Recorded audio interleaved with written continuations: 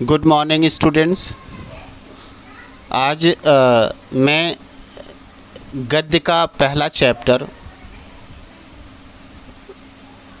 जो कि एक कहानी है, नमक का दरोगा, मैं इसकी शुरुआत करने जा रहा हूँ। इसके जो लेखक हैं, इस कहानी के जो लेखक हैं, उनका नाम मुंशी प्रेमचंद है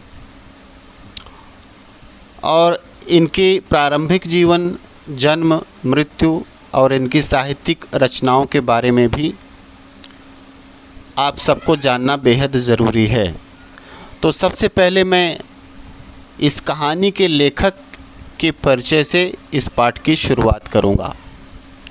तो मुंशी प्रेमचंद का जो जन्म हुआ वो 1880 में, सन 1880 में 1880 में उत्तर प्रदेश के लमही नामक गांव में हुआ था। इनके बचपन का नाम, मतलब इनका जो ऑन पेपर जो नाम था, वास्तविक इनका जो नाम था वो धनपत राय था। मुंशी प्रेमचंद इनका साहित्यिक नाम है। साहित्य जगत में इन्हें मुंशी प्रेमचंद के नाम से जाना जाता है। जो इनका प्रारंभिक जीवन था वो बहुत अभाव और कष्ट में बीता। स्कूली शिक्षा पूरी करने के बाद पारिवारिक समस्याओं के कारण इन्होंने जैसे तैसे बीए तक की पढ़ाई की, ग्रेजुएशन तक की पढ़ाई की। उसके बाद ये अंग्रेजी से एमए करना चाहते थे, लेकिन जीवन यापन के लिए पारिवारिक समस्याओं के कारण इन्हें नौकरी करनी पड़ी और ये सरकारी नौकरी में भी गए। लेकिन महात्मा गांधी के असहयोग आंदोलन के शुरू होने के कारण, उनसे प्रभावित होने के कारण उन्होंने सरकारी नौकरी से त्यागपत्र दे दिया। राष्ट्रीय आंदोलन से जुड़ने के बावजूद इन्होंने लेखन कार्य को अपना जारी रखा और पत्नी शिवरानी देवी के साथ अंग्रेज़ों के खिलाफ आंदोलनों में भी हिस्सा लेते रहे। जो इनके जीवन का जो राजनीतिक संघर्ष उनकी रचनाओं में सामाजिक संघर्ष बनकर सामने आया, जिसमें जीवन का यथार्थ और आदर्श दोनों समाहित है। इनकी जो मृत्यु हुई वो 1936 में हुई और इनकी जो रचनाएं हैं वो मुख्य रूप से जो उपन्यास हैं उनमें सेवा सदन, प्रेमाश्रम, रंगभूमि, निर्मला, कायाकल्प, गबन, कर्मभूमि और गोदान, ये इनके उपन्यास हैं, जिनमें गोदान उपन्यास सबसे ज़्यादा चर्चित और प्रसिद्ध कृति है। इनकी कहानियों में करबला कहानी संग्रह इनका है, करबला संग्राम, प्रेम की देवी इनका नाटक है, कुछ विचार, विविध प्रसंग इनके निबंध संग्रह हैं। तो इस तरह से इनका जो साहित्यिक लेखन है वो विविधता से भरा हुआ है, लेकिन ये मुख्य रूप से कथा साहित्य के शिखर पुरुष माने जाते हैं। प्रेमचंद कथा साहित्य और उपन्यास के शिखर पुरुष माने जाते हैं। हिंदी साहित्य के इतिहास में कहानी और उपन्यास की विधा के विकास का जो काल विभाजन है वो प्रेमचंद को ही केंद्र में रखकर किया जाता है। यह प्रेमचंद के निर्विवाद महत्व का एक स्पष्ट प्रमाण है। वस्तुतः प्रेमचंद ही पहले रचनाकार हैं जिन्होंने कहानी और उपन्यास की विधा को कल्पना और रोमानियत के धुंधलके से निकालकर यथार्थ की ठोस ज़मीन पर प्रतिष्ठित किया। जो आप कहानी नमक का दरोगा जो आपके पाठ्यक्रम में शामिल है, जो इसका प्रकाशन 1914 ईस्वी में पहली बार हुआ था। जो यह कहानी है, इसमें प्रेमचंद जी ने आदर्शोन्मुख यथार्थवाद के एक मुकम्मल उदाहरण के रूप में इसे देखा जा सकता है। कहानी में आए हुए एक मुहावरे को लें तो यह धन के ऊपर धर्म की जीत की कहानी है। धन और धर्म को हम क्रमशः सद्वृत्ति और असद्वृत्ति, बुराई और अच्छाई, असत्य और सत्य इत्यादि भी कह सकते हैं। कहानी में इसका प्रतिनिधित्व क्रमशः पंडित अलोपीदीन और मुंशी वंशीधर नामक पात्रों ने किया है। ईमानदार कर्मयोगी मुंशी वंशीधर को खरीदने में असफल रहने के बाद पंडित अलोपीदीन अपने धन की महिमा का उपयोग कर उन्हें नौकरी से निकलवा देते हैं, मुअत्तिल करा देते हैं। लेकिन अंततः सत्य को झुकना ही पड़ता है। वे सरकारी महकमे से बर्खास्त वंशीधर को एक बहुत ऊंचे वेतन और भत्ते के साथ अपनी सारी जायदाद का स्थायी मैनेजर नियुक्त करते हैं और गहरे अपराध बोध से भरी हुई वाणी में निवेदन करते हैं। वो कहते हैं कि परमात्मा से यही प्रार्थना है कि वह आपको सदैव नदी के किनारे वाला बेमुरवत उद्दंड किंतु धर्मनिष्ठ दरोगा बनाए रखे। कहानी के इस अंतिम प्रसंग से पहले तक की समस्त घटनाएं प्रशासनिक और न्यायिक व्यवस्था में व्याप्त भ्रष्टाचार तथा उस भ्रष्टाचार की व्यापक सामाजिक स्वीकृति को हमारे सामने उजागर करती है, जो कि आज की यथार्थ कहानी है।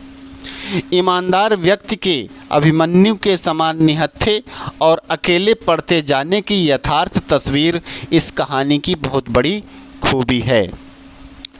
तो इस तरह से जो नमक का दरोगा कहानी है वो हमारे आज के जीवन की यथार्थ कहानी है, जो कि आज से लगभग 100 साल पहले, आप कह सकते हैं ये लगभग 106 साल पहले लिखी गई थी, लेकिन यह आज भी उतनी ही जिंदा है, उतनी ही जीवित है, उतनी ही प्रासंगिक है जितनी कि उस समय थी। आप इस कहानी में देखेंगे कि वे सारे पात्र, वे सारी घटनाएं, वे सारी परिस्थितियां आज हूबहू आप वैसे ही देखेंगे। तो इस तरह से यह कहानी प्रेमचंद के द्वारा लिखी हुई नमक का दरोगा कहानी आज भी उतनी ही प्रासंगिक है जितनी कि उस समय थी। तो सबसे पहले अब लेखक के जीवन परिचय में और कहानी के संक्षिप्त परिचय के बाद मैं बात करूंगा इस कहानी के शीर्षक की, नमक का दरोगा की, कि नमक का दरोगा जो शीर्षक है वो क्यों प्रासंगिक है, क्यों उचित है। इस नमक का दरोगा शीर्षक की सार्थकता पे मैं अब बात करूंगा कि उसकी सार्थकता क्या है। प्रेमचंद इस कहानी के माध्यम से व्याप्त भ्रष्टाचार को दिखाते हैं और भ्रष्टाचार से लड़ते हुए एक ईमानदार व्यक्ति की जीत का वर्णन करते हैं। नमक विभाग भ्रष्टाचार का प्रतीक है और नमक विभाग में काम करता हुआ मुंशी वंशीधर ईमानदारी का प्रतीक है। कहते हैं जब विरोधाभासी स्थितियों में जब व्यक्ति होता है तभी उसके वास्तविक गुणों की पहचान होती है। एक शूरवीर योद्धा की पहचान युद्ध में ही होती है। एक सत्यवादी व्यक्ति की पहचान झूठ से भरे समाज में ही होती है। प्रकाश की पहचान अंधेरे में ही की जा सकती है। अगर अंधेरा ना हो तो प्रकाश का कोई महत्व नहीं रहेगा। अगर झूठ ना हो तो सत्य की कोई वैल्यू नहीं होगी। अगर गरीबी ना हो तो अमीरी का कोई महत्व नहीं रहेगा। अगर धूप ना हो तो छाया का कोई महत्व नहीं रहेगा। यहाँ पर बात इतनी है केवल कि अगर विरोधाभासी परिस्थितियां हैं, अगर विपरीत परिस्थितियां हैं, तभी उस विशेष गुण व्यक्ति या वस्तु की पहचान होती है। उस समय नमक विभाग भ्रष्टाचार का प्रतीक था और नमक विभाग में नियुक्त होने वाले हर कर्मचारी को रिश्वत के बहुत प्रबल एक उम्मीद रहती थी ऊपरी कमाई की। ऐसे विभाग में पहुंचकर ईमानदारी का बर्ताव करना अपने आप में एक बहुत बड़ी मिसाल थी। चूँकि इस कहानी के माध्यम से धन के ऊपर धर्म की जीत प्रेमचंद जी दिखाते हैं, इसलिए उन्हें एक ऐसे विभाग, एक ऐसे समाज और एक ऐसे सिस्टम को पटकथा के अंतर्गत लेना ही था जो घटाघोप अव्यवस्था के अंधकार से भरा हो और उसका जो नायक है वो प्रकाश का पुंज तभी प्रतीत होगा जब वो घटाघोप अंधेरे में प्रवेश करेगा। तो मुंशी वंशीधर वो प्रकाश पुंज हैं और नमक विभाग वह घटाघोप अंधेरे से भरा हुआ सिस्टम है, परिस्थिति है।